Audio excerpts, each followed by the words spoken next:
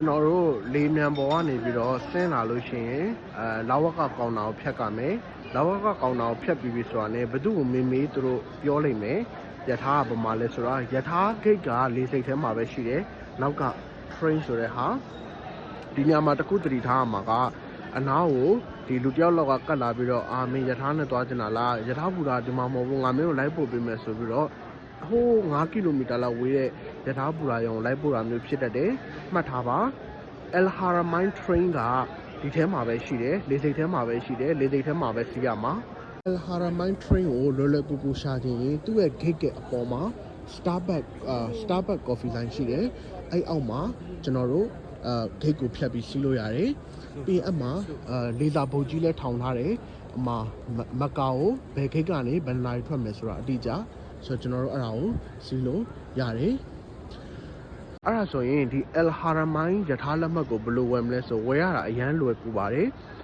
ကျွန်တော်တို့ Google ကနေဒါမှမဟုတ် Apple Store ကနေပြီးတော့ El Haramain application ကိုထောင်းပါအဲ့ဒီမှာ register လုပ်ပြီးတော့ဝယ်လို့ရပါတယ်ဝယ်ရတာကအရန်လွယ်တယ်ပြီးရင်ယထာကို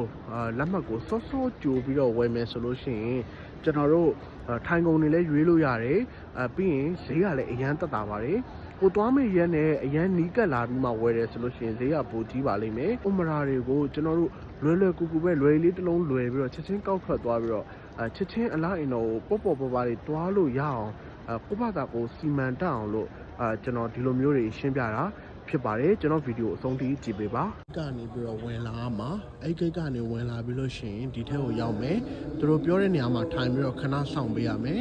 ပြီးရင်တော့ကျွန်တော်တို့ယထာစီးတဲ့နေရာကိုရောက်ပြီ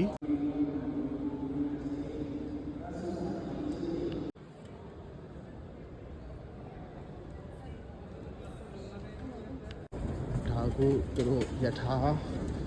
စီးဖို့အတွက်ဂိတ်ကိုဖွင့်ပေးလိုက်တာပေါ့နော်ဆိုတော့ကျွန်တော်တို့ယထာကတော့ဘယ်မှာစီးရမလဲဆိုတော့ကျွန်တော်တို့ဒီဘက်မှာစီးရမှာပါဒါကိုယထာစီးမဲ့နေရာကိုကျွန်တော်သွားနေတာပေါ့နော်จิตသားကနေမကောင်ကိုထွက်မဲ့ယထာ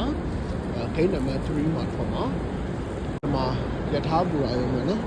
ယထာပူရာယုံကနည်းနည်းလေးတော့ရှေးဆန်တယ်ဒါပေမဲ့အာရပ်တွေရဲ့အမှုအသက်တွေပေါအောင်တော့ဖန်တီးထားတယ်ယထာတော့ကြည်စံယထာပဲအခုကျွန်တော်စီးရမှာအဲ့အနီရောင်ကြီးကိုကျွန်တော်စီးရမှာ